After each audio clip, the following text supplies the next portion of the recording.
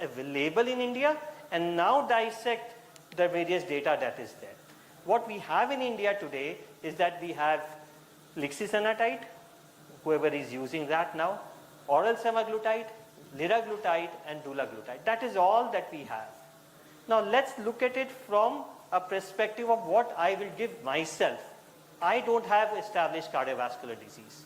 If I'm doing a clinic, any diabetes specialist who is doing a clinic, everyday clinic, his bulk of patients do not have established cardiovascular disease. His bulk of patient, out of which around 20% roughly would have established cardiovascular disease. It's not going to have every patient who's walking the door have cardiovascular disease. So let's look at what was, if you have established cardiovascular disease and you're giving medication, that is secondary prevention. If you don't have established cardiovascular disease and you've got high risk factors, you're trying to prevent an event, so that's primary prevention. So let's look at the data that has been there. So I'm just gonna concentrate on the things that is only available in India. With leader, the higher proportionate of patients had established cardiovascular disease, which was 72.4%, with sustain 6, but that's not available in India. Let's come to Rewind or dulaglutide. Only 30% had established cardiovascular disease. Close to 70% were primary prevention. Prevention of patients who did not have established cardiovascular disease, reflective of what we see in our daily practice. We don't do angiography for all patients that come in our clinic. We may do an ECG to the higher extent, but we don't do a treadmill. That is what is reflective of our population that we have. And Pioneer 6 also had a higher proportion of established cardiovascular disease on oral semaglutide, which is 85% and 50% on secondary prevention. But it does not have any proven cardiovascular benefit. So that's kind of out of the discussion when it comes to myself, and I'm talking about myself that I'm there. Now we talk about male and female equality. But if you look at the data with a male and female equality, only dulaglutide comes very close to a good male and female proportion with a 46% of female population, rest around 30% or 35% of female population.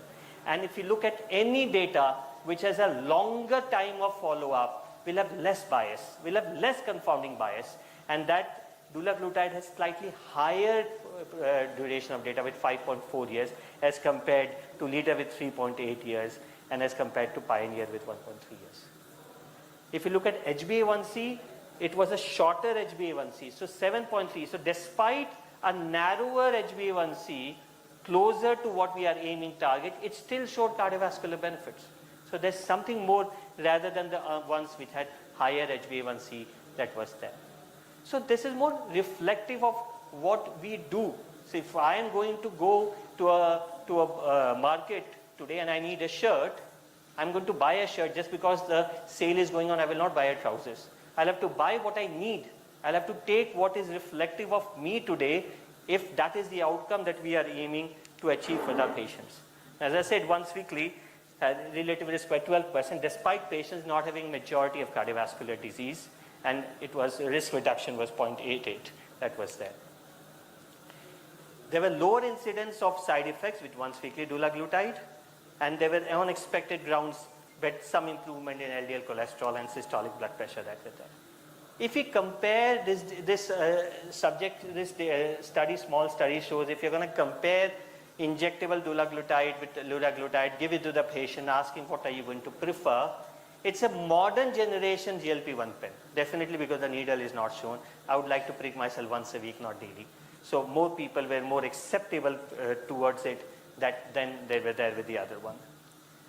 I think I'm not going to dwell on this. I dwell on it a little more. But what I'm trying to say is that let us stop deciding for our patient. Let the patient in front of us decide what is better for him. Our job is to tell him the facts. Our job is this is what you have. This is what the data is. This is the price of the medication.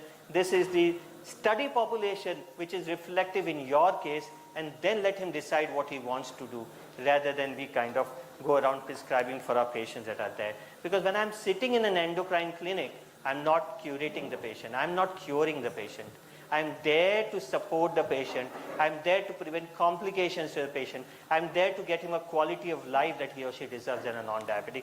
That is the goal of my treatment that is there. And so it's very clear that that is what we should embark upon.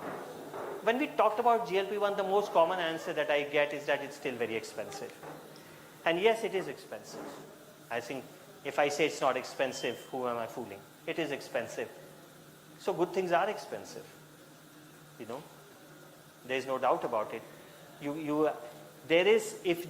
you're going to buy something and there are benefits, there are long-term benefits to it, the cost is often offsided by the long-term gains that are there. Because the drivers of any disease or cost is loss of income, complications, ambulance admissions, and the bulk of it is given by the hospitalization and the medication to treat complications. The only way you can save money is improving quality of life. Because no medication saves lives, it just delays death. And the only way to save money is spend less time in hospital, spend more time at work paying tax, or simply dying.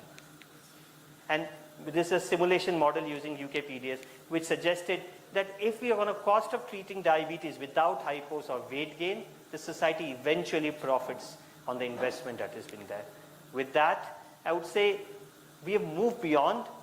You know, when we were talking Mahabharata, Arjun was asked to just look at the eye. We no longer look at the eye. We look at the eye, but we look at the whole bird as well. So we want glucocentric, but we want everything else to be there as well, cardioprotective, weight reduction, everything there. And that is what has been now the new mantra of the fight against diabetes. And GLP-1 receptor agonist kind of ticks the box to prevent complications.